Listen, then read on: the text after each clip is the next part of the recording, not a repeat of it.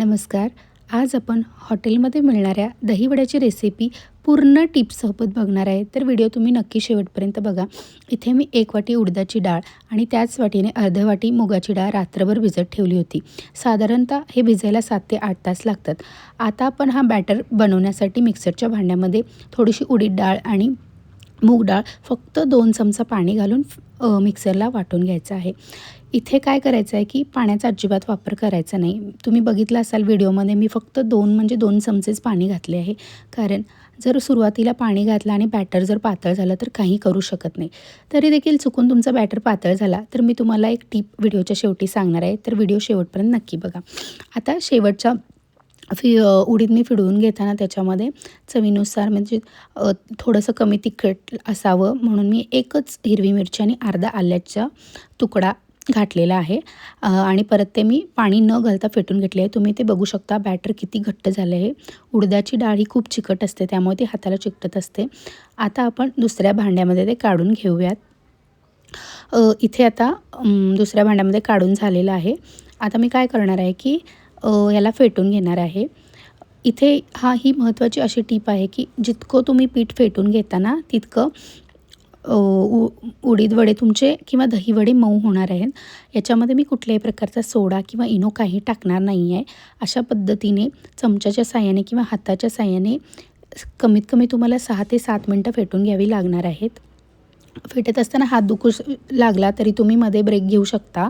पण एका साईडनेच म्हणजे एकाच बाजूने मी व्हिडिओ दाखवल्याप्रमाणे तुम्हाला फेटून घ्यायचं आहे. तर 3 ते 4 मिनटं तुम्ही फेटून घेतल्यानंतर त्याच्यामध्ये आपल्याला आता हवा भरायचा आहे.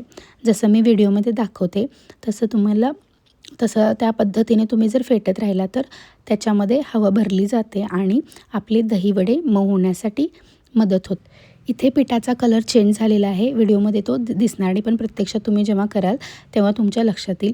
आता आपण हा पीठ पूर्णपणे तयार झाले आहे का ते आता पाहायचं आहे. इथे काय करणार आहे मी एक छोट्याशा वाटीमध्ये पाणी घ्यायचं आणि आपला बॅटर याच्यामध्ये टाकून बघायचा आहे. जर गोळा पाण्यावर तरंगू लागला तर समजायचं की आपला हा बॅटर तळण्यासाठी रेडी झाला आहे. चला आता आपण तेलामध्ये तळायला जाऊयात. इथे मी सुरुवातीलाच तेल गरम करण्यात ठेवले होते. आता काय करायचं आहे प्रत्येक वेळी पाण्यामध्ये हात बुडवूनच आपल्याला उडदाचे गोळे करून घ्यायचे आहेत. कारण उडदाचं पीठ खूप चिकट असल्यामुळे ते हाताला चिकटते. त्यामुळे प्रत्येक वेळी पाण्याच्या हातानेच ते घालायचं आणि तेलामध्ये टाकायचं आहे. इथे तुम्ही तेल अजिबात जास्त कडक करून घेऊ नका. त्याने काय होईल की उडीद वडे वरून जास्त तळले जातील आणि आतून ते कच्चे राहतात. त्यामुळे सुरुवातीला तेल गरम करून मंद आचेवरती त्याला तळून घ्यायचं आहे. बघा अशा प्रकारे वडे तळून घ्यायचे आहेत. आता मी याच्यामध्ये सगळे गोळे टाकून घेते. शक्यतो गोल आकार होतो का तसं बघायचं आहे. हे बघा असं त्याला हलवत राहायचं आहे. आता माझे गोळे तयार झाले. आता अजून एक मी तुम्हाला ट्रिक शेअर करते. हे जास्त मऊ होण्यासाठी ह्याच्यामध्ये वरून असं पाणी टाकायचं आहे. जेणेकरून काय होईल की आपले जो वडे असतात त्याच्यामध्ये थोडंसं पाणी गेल्यामुळे ते मऊ होण्यासाठी मदत होते. अशा वेळी गॅसचा फ्लेम कमी करायचा आहे. काही वेळा तेलाचे शिंतोडे हातावर पडण्याची शक्यता असल्यामुळे करताना तुम्ही काळजी घ्यायची आहे. हे बघा अशा सोनेरी कलर होईपर्यंत आपल्याला वडे तळून घ्यायचे आहेत.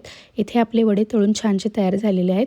आता तुम्ही थोडंसं गॅसचा फ्लेम मोठे करून पूर्ण अजून थोडासा कलर चेंज होईपर्यंत तळून घेऊ शकता.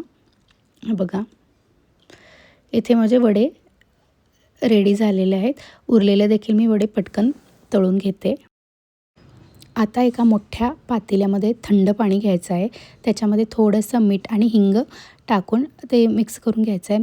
मी याच्यामध्ये सगळे वडे टाकून देते जेणेकरून पाणी याच्यामध्ये मुरले जाईल आणि ते मोईल. हे तुम्ही बघू शकता की वडे आतून किती छान तळले गेले आहेत आणि किती मऊ झालेले आहेत. म्हणजे आत्ता सुरुवातीला ते क्रिस्पी होतात पण जेव्हा आपण ते पाण्यात टाकतो तेव्हा मऊ होतात. असं आपल्याला एक अर्धा तास झाकून ठेवायचं आहे.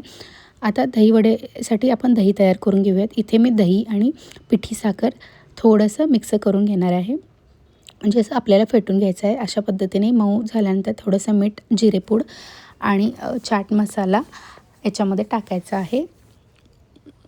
याच्यामध्ये चवीसाठी आपण थोडंसं काळं मीठ देखील वापरतो आहे. इथे आपली दही रेडी झाली आहे. तुम्ही दही हे फ्रीजमध्ये ठेवू शकता. आता काय करायचं आहे की वड्यातील पाणी आपल्याला सगळं काढून घ्यायचं आहे. अशा पद्धतीने मी वड्यातील सगळं पाणी काढून घेते.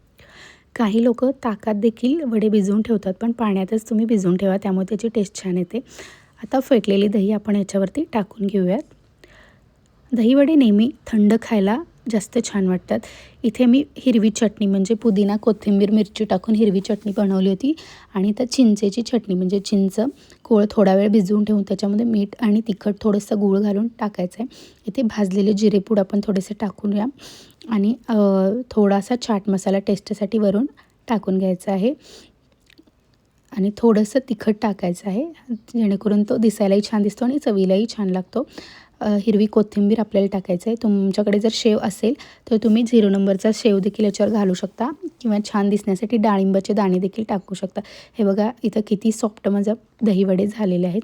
तुम्ही नक्की एकदा करून बघा आणि तुम्हाला जर माझी ही रेसिपी आवडली असेल तर नक्की मला कमेंट करा. माझ्या चॅनलला सबस्क्राईब करा.